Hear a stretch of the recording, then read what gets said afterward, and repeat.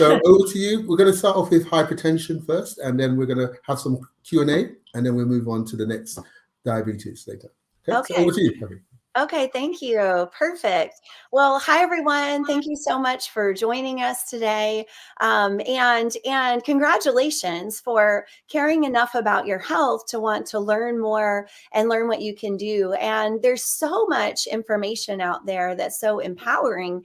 And I wish I could just talk about it for days, but I'm going to give you kind of a short synopsis of it, a preview.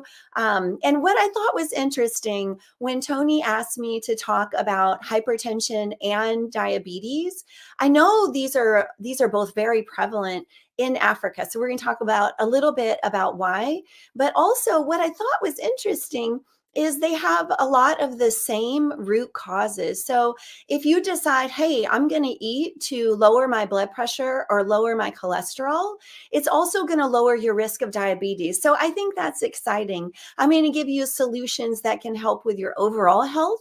And those happen to include also preventing and reversing diabetes and hypertension as well.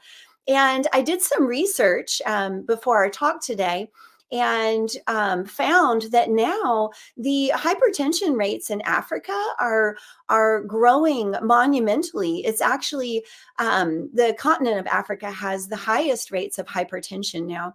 And there are a lot of interesting theories about why. So I'm going to talk about how our food influences that. So for starters, let's get our baseline here. So hypertension, that is blood pressure, high blood pressure. And so that's defined as any measurement that's higher than 130/80 when you're taking your blood pressure. Okay, so that's what hypertension is. And there is a correlation with cholesterol as well.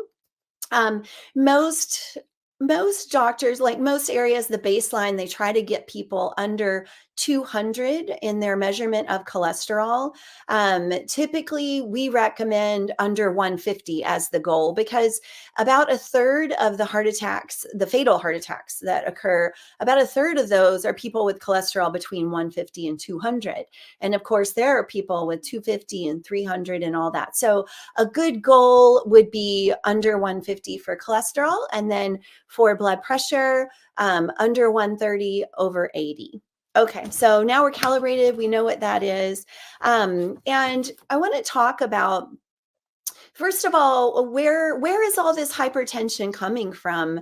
Well, if we look at the traditional African diet, because this isn't all of a sudden hypertension is a problem when it didn't used to be. So if we look at the traditional African diet, it was very high in plant foods, and plant foods have specific nutrients that can help to lower our blood pressure. So I'm going to share those with you in a few minutes.